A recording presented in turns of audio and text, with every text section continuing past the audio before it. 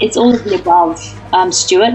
And I guess the difference between, say, you know, what you're seeing on a product listing page such as this versus what's in your back end is anything that, you know, say, for example, you were selling this product and there's, once you've done your research on merchant words, there's a lot of search volume for Fisher Price, bouncy, curve bouncer.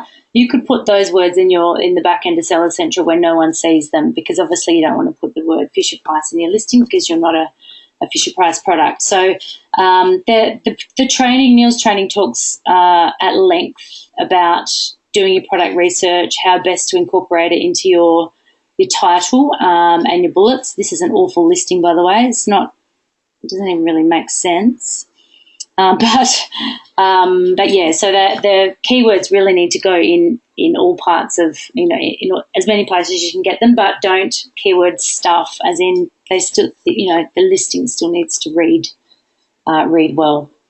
Hey, thanks so much for watching that video, and I hope that you got some massive value from it. Before you go, do you live in Australia? If you do, this is for you. Would you like to learn how to sell things on Amazon here in Australia? Would you like to know what sells really, really well and what sells for the maximum amount of profit? Would you like to know where you can source those products from, whether that be in China or here in Australia, and how to source them so you pay bottom dollar and get maximum value for what you're doing? If you do, please subscribe to my channel and like this video, and you'll learn that and much more. It's the exact same information that people like Jeff from New South Wales have used to make $45,000 a month on Amazon, that Sue, who's from the sunny coast, has used to purchase herself a brand spankly BMW every single year as a result of her e-commerce business, and the lovely Kate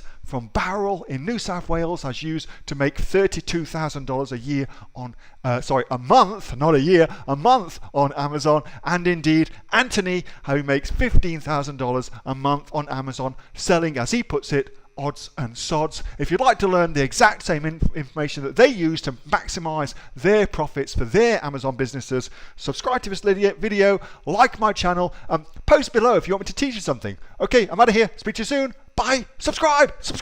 Do it now.